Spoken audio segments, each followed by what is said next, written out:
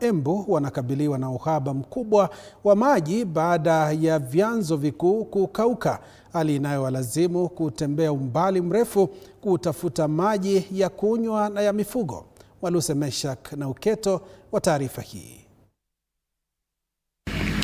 Huu ni mto Ena ambao ni chanzo cha maji kwa wakazi wa Mbeere Kaskazini, kaunti ya Embu. Kwa sasa umekuwa ukitegemewa na jamii hiyo kwa muda mrefu.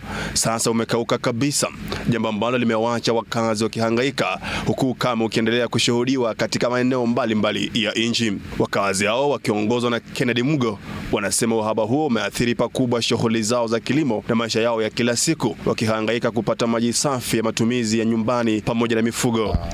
Mbaya kwa sababu mvua ilikosa, maji ndio hiyo imekauka.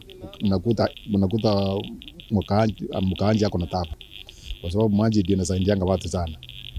Unakuta hata sakura imeisha, ng'ombe ndio hiyo, hata hakuna maji ya kunywa. Na si watu wote wako na maji ya Iwasco. Mugo anaeleza kuwa wanalazimika kununua maji kwa gharama kubwa kutoka kwa wachache wenye visima ambavyo havijakauka. Mambo yanaweza haribika. Lakini tunaomba Mungu mvua itanyesha tu. Naye hata tukiomba Mungu na serikali tuangalie, ione hii watu wako na shida kidogo wasaidiwe. Kwa sasa wakazi hao wameiomba serikali kuu kuingilia kati na kutoa msaada wa chakula kwa familia ambazo zimeathirika na ukame huo. Kuna shida mingi sana kwa sababu mvua ikunyesha, mashamba hakuna chakula, mto ndio hiyo imekauka. Sasa hata nauliza mifugo yetu itaenda wapi? Itakunywa maji wapi? Wakulima eneo hili wanakadiria hasara baada ya mazao yote kukauka shambani licha ya matarajio yao ya mavuno mengi mwaka huu, hali ambayo imewaacha wakitegemea misaada michache ya chakula. Kama ni ya kunywa unaenda kwa nipa, ule ameweka hii maji ya Iwasco. Na sio utapewa bure, lazima ununue.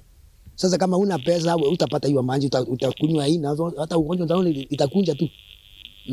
Wakazi wa Mbeere Kaskazini na Kusini sasa wanatoa wito wa suluhu ya kudumu, ukiwemo ujenzi wa mabwawa na visima ili kuhakikisha upatikanaji wa maji safi na salama. Waluse Meshak, TV 47. Tukiangazia mengine